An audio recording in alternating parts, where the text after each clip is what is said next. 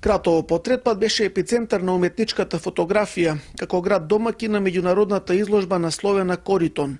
Годинава организаторот на манифестацијата, Фотоклуб Куманово, прими рекорден број фотографии од 928 фотографии од сите страни на светот.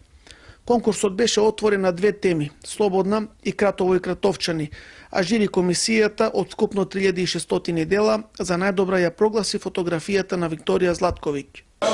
Достигнавме едно ниво во Куманово во Македонија, во Кратово, со тоа што издигнавме самата изложба Коритон на едно светско ниво.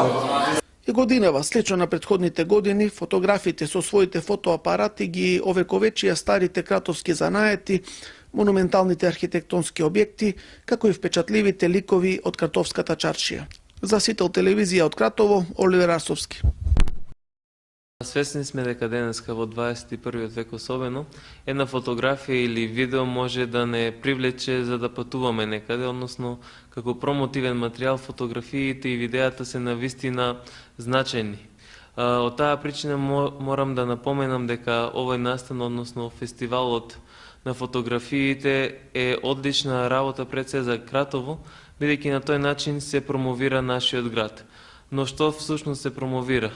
Тука мора да се нагласат елементите кои што се фаќаат, односно кадрите кои што се фаќаат во Кратово, а тоа не е само знаменитостите на Кратово и реткостите, туку и начинот на живење, односно тука на делот во кој што се опфаќаат кратовчани и нивното живење е навистина од големо ценење, особено денеска кога се оди кон тоа да како турист да ја доживеете културата на местото каде што кој што го посетувате всушност.